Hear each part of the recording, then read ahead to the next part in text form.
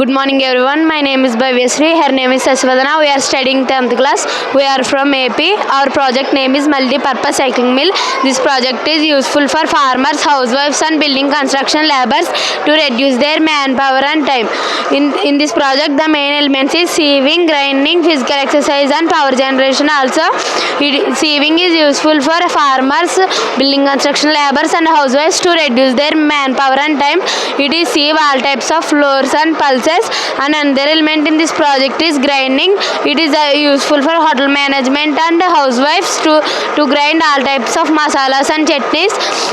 In this project we connected 24-watt dynamo to produce electricity. And this another element in this project is physical exercise.